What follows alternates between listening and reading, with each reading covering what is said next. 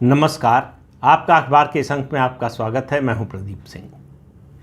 कहावत है कि एक अनार 100 बीमार। महाराष्ट्र में वो कहावत चल रही, एक अनार कितने सारे बीमार। और बात केवल महाराष्ट्र के चुनाव में ये नहीं है कि सरकार किस गठबंधन की बनेगी, किसकी नहीं बनेगी।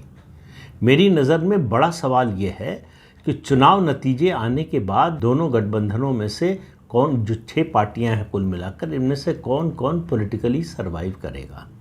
और पार्टियां ही नहीं, नेता के पॉलिटिकल सर्वाइवल का भी सवाल है।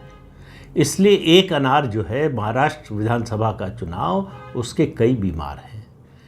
एक चुनाव इतने सारे सवालों का, इतने सारे प्रश्नों का उत्तर एक साथ दे दे, ऐसा मुझे याद नहीं आ रहा है कि इससे पहले कभी हुआ, जो महाराष्ट्र में होने जा रहा है। महाराष्ट्र के विधानसभा चुनाव का नतीजा ये तो तय करेगा ही। स्वाभाविक है कि सरकार जो महायुति की बनी हुई है एक नाथ शिंदे के नेतृत्व में, वो बनी रहेगी या सत्ता से बाहर चली जाएगी। ये हर चुनाव में होता है कि सरकार जो है, जो सत्ता में है वो रहेगा या हट जाएगा, नया आएगा तो कौन आएगा, ये सवाल रहते हैं स्वाभाविक रूप से। लेकिन इस चुनाव में, महाराष्ट्र के चुनाव में, इसकी शुरुआत की है, एक कहें कैटलिस्ट के रूप में काम किया है हरियाणा विधानसभा चुनाव ने। उसके जो नतीजे आए, उसने एक पैराडाइम शिफ्ट जिसको कहते हैं राजनीति में, वो किया है। जून 2024 याद कीजिए आप, उस समय का राजनीतिक माहौल याद कीजिए, राजनीतिक दलों और नेताओं का पारा कहाँ था और कॉन्फिडेंस लेवल या कॉन्फिडेंस की कमी कहाँ किसमें दिख रही थी। ये सब दृश्य आपकी आंखों के सामने अभी होगा। हरियाणा ने वो स्थिति को बदला। महाराष्ट्र मेरी नज़र में उससे बड़ा परिवर्तन लाने वाला है, क्योंकि देखिए हरियाणा में तो कम से कम किसान, जवान, संविधान, पहलवान, ये चारों मुद्दे लेकर कांग्रेस पार्टी चल रही थी और बम थी कि बस जैसे लोकसभा में हुआ वैसे ही विधानसभा में होने वाला है, तो हमें कौन रोक सकता है। तो हमें कौन रोक सकता है, ये मतदाता ने बताया कि हम बताते हैं कौन रोक सकता है। अब कांग्रेस पार्टी अब इस समय जो है, एक तरह से आप कहिए राजनीतिक आईसीयू में है। उसको समझ में नहीं आ रहा। उसका ये जो नारा था जो लोकसभा चुनाव में चला, संविधान, किसान, जवान और पहलवान का मुद्दा तो केवल जो है सीमित था एक तरह से हरियाणा तक। बाकी 3 मुद्दे, उनके गुब्बारे में महाराष्ट्र में हवा ही नहीं भर पा रही है। उड़ना तो बहुत दूर की बात है। और बीजेपी के मुद्दों का कोई जवाब नहीं है। बीजेपी जितनी कमज़ोर आपको लोकसभा चुनाव में दिख रही थी या उसका गठबंधन दिख रहा था, उससे कई गुना मजबूत आज की तारीख में दिखाई दे रहा है। और महाविकास आघाड़ी की जो स्थिति है वो उसके ठीक उलट है। वहाँ किसी को समझ में नहीं आ रहा है कि ये हो क्या गया। 6 महीने के अंदर ये माहौल कैसे बदल गया। बड़ी उम्मीद थी। शरद पवार जो है, उनको लग रहा था कि अपना आखिरी दांव चल रहे हैं और विजेता तो हम ही होंगे। शरद पवार अपने को ट्रंप का इक्का मानकर चल रहे थे। अब वो हालत ये है कि तय ये होना है कि उनके गठबंधन में जोकर कौन साबित होगा। और दूसरी तरफ जो गठबंधन है, अब आप देखिए चुनाव में हार जीत तो होती रहती है। सभी पार्टियों को मालूम होता है मोटे तौर पर कि हमारी स्थिति अच्छी है या खराब है। आश्चर्य होता है उनको जो गलतफहमी में रहते हैं, जैसे हरियाणा में कांग्रेस पार्टी थी। उसको ज़मीनी वास्तविकता से न कोई लेना देना था और न उसका कोई एहसास था। वो देखने को भी तैयार नहीं थे। राहुल गांधी और उनके जो सहायक हैं, वो, उनको लग रहा था कि वो अब दूसरी दुनिया में पहुंच चुके हैं। वहाँ की अब नीचे के लोग जो है, जो ज़मीन पर हैं, वो उनको समझते नहीं हैं। तो नीचे के लोगों ने बताया कि हम किसको समझते हैं, किसको नहीं समझते हैं, इसका फैसला अभी सुनाते हैं। तो महाराष्ट्र में जो कुछ हो रहा है, आपको आश्चर्य होगा कि चुनाव नतीजा आने से पहले चुनाव नतीजे की आहट सुनाई देने लगी है दोनों गठबंधनों में। एक चीज़ बड़ी स्पष्ट नज़र आ रही है। एक नेता जिसको लग रहा था कि वो विश्व विजय पर निकला है, मैं महाराष्ट्र की सिर्फ बात कर रहा हूँ, राष्ट्रीय स्तर की नहीं, उनका नाम था उद्धव ठाकरे। उद्धव ठाकरे की राजनीति कहाँ खो गई।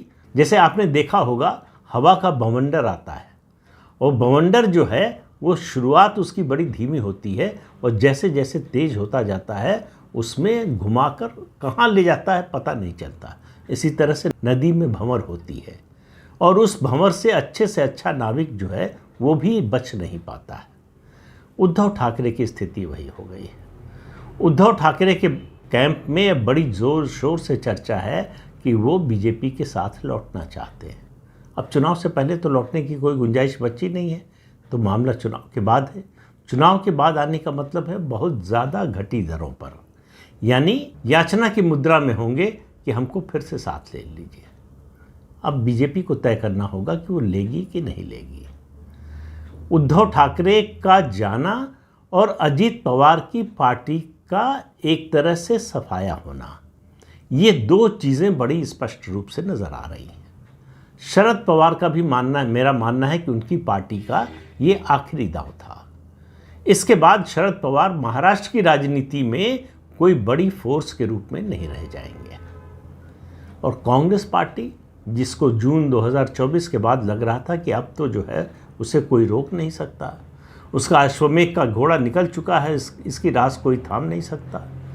कांग्रेस पार्टी के नतीजा जब आएगा तो आपको पता चलेगा कि जो नंबर 1 पार्टी बनी थी लोकसभा चुनाव में, वो किस नंबर पर गई, ये आपको खोजना पड़ेगा। पहले नंबर का जो खाना होगा उसमें तो कम से कम कांग्रेस पार्टी दिखाई नहीं देगी, ये आप मानकर चलिए। बात इसकी नहीं है कि क्या जो है नतीजा आएगा क्या नहीं आएगा, चुनाव प्रचार चल रहा है, तो अभी जो बात है कि मुद्दा किसके पास है, नेता किसके पास है, नेतृत्व किसके पास है, और किस पार्टी के नेतृत्व की कितनी विश्वसनीयता है, इससे तय होगा कि चुनाव का नतीजा क्या आएगा। महाराष्ट्र में लोकसभा चुनाव में भारतीय जनता पार्टी की बड़ी बुरी स्थिति हुई, किसी को उम्मीद नहीं थी। भाजपा को क्या, उसके विरोधियों को भी ये उम्मीद नहीं थी कि ऐसी दुर्गति हो जाएगी। उसका मैंने एक पिछले वीडियो में कहा था, आज फिर कह रहा हूँ, महाराष्ट्र के मतदाताओं को इस बात का अफसोस है कि उन्होंने प्रधानमंत्री नरेंद्र मोदी का साथ नहीं दिया। ये अलग तरह की सिंपैथी है कि हमने गलती कर दी। आमतौर पर पार्टियां कहती हैं कि हमसे गलती हो गई, हमारी रणनीति गलत हो गई, हमारे मुद्दे गलत हो गए, हमने उम्मीदवार गलत खड़े कर दिए, हमने फैसला लिया, हमने जो एजेंडा तय किया वो गलत हो गया। इस तरह की बातें जो है राजनीतिक दल और उनके नेता करते हैं। इस चुनाव में जो दिखाई दे रहा है कि मतदाता को लग रहा है कि ठीक नहीं हुआ, 2024 लोकसभा में जो हुआ वो ठीक नहीं हुआ, वो नहीं होना चाहिए था। हम इतना बड़ा झटका तो कम से कम बीजेपी को और प्रधानमंत्री को नहीं देना चाहते थे। तब उसकी भरपाई की कोशिश हो रही है। भरपाई की कोशिश, फिर कह रहा हूँ, मतदाता की ओर से हो रही है। इसलिए आपको जो अभी जो माहौल है उसमें शायद ये बात उतने स्पष्ट रूप में दिखाई न दे, लेकिन बदलाव की हवा आपको दिखाई देगी। हरियाणा के बाद महाराष्ट्र की राजनीति नई करवट ले रही है। बहुत सी बातें चल रही कि ये इलाका, यहाँ से जो जीतेगा वो सरकार बनाएगा, इन दो इलाकों में जो प्रभावी होगा उसकी सरकार बनेगी, ये वोट बैंक पिछड़ा, दलित, मराठा, इन सब की चर्चा हो रही है। लेकिन सवाल मतदाता के सामने सिर्फ ये नहीं होता कि किस इलाके में कौन भारी है, कौन कमज़ोर है, कौन सा मुद्दा बड़ा है, कौन सा मुद्दा छोटा है। उसके सामने एक स्पष्ट रूप से सवाल होता है, किसको सत्ता में रखना है, किसको सत्ता से हटाना है, और जिसको सत्ता में रखना है उसको क्यों रखना है, इसका तर्क उसके पास होता है। और अगर सत्ता से हटाना है तो फिर दो बातें उसके सामने होती हैं कि हटाना क्यों है, और दूसरा विकल्प क्या है। क्या जो विकल्प हम चुनने जा रहे हैं या चुन सकते हैं वो जिसको हटाने जा रहे हैं उससे बेहतर है। अगर जवाब आता है नहीं तो परिवर्तन नहीं होता है। तो महाराष्ट्र में सरकार नहीं बदलने जा रही है, ऐसा मुझे बड़ा स्पष्ट दिखाई दे रहा है। अब सवाल है अलग अलग पार्टियों के, जो 6 पार्टियां हैं गठबंधन की, उनके सर्वाइवल का। ये जो स्वस्थ होने का राजनीतिक रूप से अनार है वो किसको मिलेगा, और कौन बीमार और ज़्यादा बीमार हो जाएगा, ये फैसला करेगा महाराष्ट्र विधानसभा का चुनाव। और महाराष्ट्र विधानसभा का चुनाव हरियाणा की तरह डिग्री में थोड़ा और ज़्यादा हो जाएगा, राष्ट्रीय राजनीति को प्रभावित करेगा। अभी कुछ लोगों को लग रहा है कि जो है हरियाणा जो है, कांग्रेस को खासतौर से लग रहा है, राहुल गांधी को, कि थोड़ी गलती हो गई, ऐसे लोगों को टिकट दे दिया, एक नेता पर ज़्यादा निर्भर हो गए। इन सब वजहों से जनता इन सब छोटी चीज़ों पर फैसला नहीं करती है। जनता बड़ा जो है कैनवस उसके सामने होता है, बड़े दृश्य को, बड़ी चीज़ को देखती है। मतदाता उसके आधार पर फैसला करता है। ये सब छोटे छोटे मुद्दे जरूर प्रभावित करते हैं, असर डालते हैं, इससे कोई इनकार नहीं कर सकता। लेकिन मतदाता की नज़र में, उसकी दृष्टि में एक बड़ी तस्वीर होती है, उसके आधार पर वो फैसला करता है। महाराष्ट्र के मतदाता को ये पता है कि उसका जो फैसला होगा उसका असर महाराष्ट्र तक सीमित नहीं रहेगा, उसका असर राष्ट्रीय राजनीति पर पड़ेगा। अगर महाराष्ट्र में महायुति हार जाती है तो पहली कैजुअलिटी क्या होगी? वक्फ का जो बिल जेपीसी के पास है वो जो है शीतकालीन सत्र में संसद में पेश होगा, और रिज़ल्ट आने से 2-3 दिन, मतलब 23 नवंबर से 2-3 दिन पहले या तो लोकसभा का सत्र शुरू हो जाएगा या उसके बाद, उसी के आसपास। आप मान कर चलिए कि 21 से 25-26 के बीच में नवंबर में लोकसभा का शीतकालीन सत्र शुरू होगा। जो परिपाटी है, जिस तरह से होता रहा है, उसके आधार पर कह रहा हूँ, किसी जानकारी के आधार पर नहीं। तो लोकसभा का और संसद का, दोनों सदनों का दृश्य आपको अलग अलग परिस्थितियों में अलग अलग दिखाई देगा। अगर महायुति की सरकार चली जाती है तो दृश्य अलग होगा, अगर लौट आती है तो बिल्कुल ही अलग होगा। और आप मान कर चलिए कि महाराष्ट्र का चुनाव ये नहीं तय करेगा कि सरकार किसकी बनेगी। महाराष्ट्र का चुनाव ये तय करेगा वक्त को लेकर जो संशोधन विधेयक पेश किया गया है लोकसभा में, और वो अभी जेपीसी के पास है, जॉइंट पार्लियामेंट्री कमेटी के पास है, वो संसद सत्र से पहले उसकी रिपोर्ट आ जाएगी, वो पास होगा कि नहीं। तो ये एक तरह का, मैं मानता हूँ कि वक्फ के बारे में रेफरेंडम भी होगा। हालांकि रेफरेंडम की अपने संविधान में कोई व्यवस्था नहीं है, लेकिन लोगों की ओर से एक जनादेश होगा कि हम चाहते हैं कि ये संशोधन विधेयक पास हो, और वो आगे की राजनीति को इतनी तेज़ी से और इतनी अलग तरह से बदलेगा जिसकी कल्पना शायद आज करना मुश्किल है।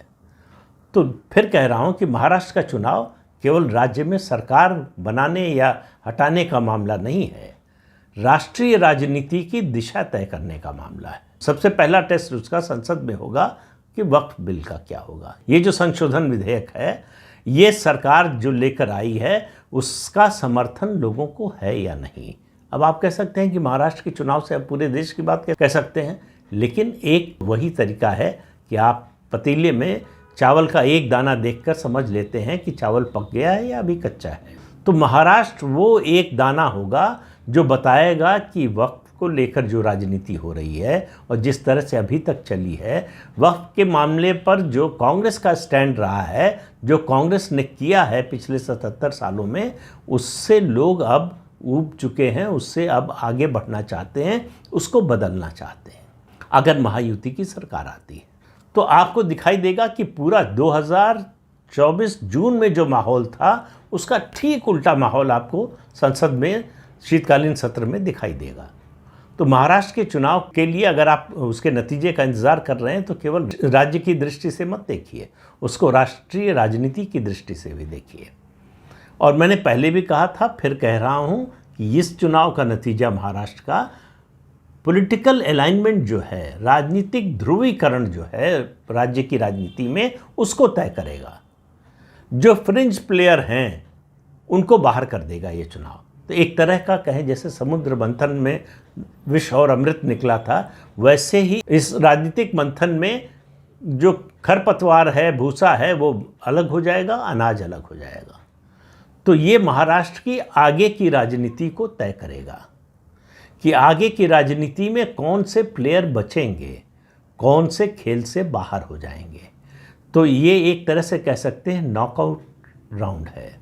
इसमें तय है कि कुछ प्लेयर इस खेल से बाहर होंगे। अब कौन कौन होगा ये दिखाई देगा। राजनीति उसी तरह से नहीं होती जैसे खेल में होता है। जो बचेंगे वो किसके पास आकर अपना सर्वाइवल ढूंढेंगे, इसका सवाल है। और मेरा मानना है कि इन 6 पार्टियों में सबसे बुरा हाल अगर किसी का है तो उद्धव ठाकरे का है। वो न घर के रहे न घाट के रहे, विचारधारा छोड़ दी, जो विरासत थी बाला साहब ठाकरे की उसको छोड़ दिया और हासिल कुछ नहीं हुआ। 2-2.5 साल मुख्यमंत्री रहे उसको छोड़कर, और वो उनकी व्यक्तिगत महत्वाकांक्षा थी, व्यक्तिगत रूप से उनको पद मिला। उनकी विचारधारा के जो समर्थक हैं, उनके जो कार्यकर्ता हैं, उनकी जो पार्टी है, उसको क्या मिला? उसके पास जो कुछ था उद्धव ठाकरे के मुख्यमंत्री बनने से पहले वो सब चला गया। अब उद्धव ठाकरे के लिए समस्या ये है कि जो कुछ बचा है उसको बचाकर कैसे रखें, तो वो सुरक्षा की तलाश में भागेंगे। आप चुनाव का नतीजा आने दीजिए, स्वर बदले हुए दिखाई दे रहे हैं। आपको पिछले कुछ समय से उद्धव ठाकरे प्रधानमंत्री और भारतीय जनता पार्टी के खिलाफ जहर उगलते हुए नहीं दिखाई दिए होंगे, नहीं सुनाई दिए होंगे।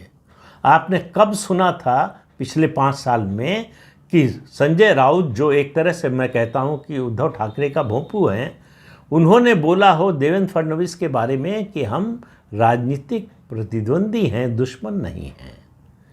दुश्मन की भाषा में बात करने वाले संजय राउत बेवजह, कोई वजह ना हो तब भी, और अगर इस तरह से बोलें तो उद्धव ठाकरे, उनकी पार्टी किस दयनीय दशा में है इसका आप अंदाज़ा लगा सकते हैं।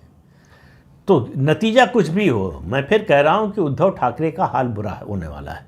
अगर महायुति की सरकार नहीं बनती है तब भी होने वाला है, और महायुति की सरकार बनती है तब तो बहुत ज़्यादा होने वाला है। और उससे उद्धव ठाकरे कैसे निकलेंगे, क्या करेंगे? उन्होंने मातोश्री का जो आभा मंडल था वो तो वो ख़त्म कर चुके हैं। अब मातोश्री को वो रुतबा, वो दर्जा फिर से नहीं मिलने वाला। और उद्धव ठाकरे को जो ये कल्पना रही होगी या इनकी इच्छा रही होगी, महत्वाकांक्षा रही होगी कि महाराष्ट्र की राजनीति में एक समय उनका ऐसा आएगा जब उनकी हैसियत बाला साहब ठाकरे जैसी हो जाएगी, वो भी नहीं होने वाला। उनकी हैसियत 2019 से पहले वाले उद्धव ठाकरे जैसी भी नहीं रहने वाली है। लेकिन वो पॉलिटिकली सर्वाइव करेंगे कि नहीं? अजीत पवार पॉलिटिकली सर्वाइव करेंगे कि नहीं? शरद पवार पॉलिटिकली सर्वाइव करेंगे कि नहीं? इन 3 सवालों का उत्तर 23 नवंबर को मिलेगा, जब महाराष्ट्र विधानसभा के चुनाव के नतीजे आएंगे। तो इंतज़ार कीजिए, अब तो 1 महीना भी नहीं रह गया। तो इस अंक में इतना ही, अगले अंक में फिर मिलेंगे किसी नए मुद्दे के साथ।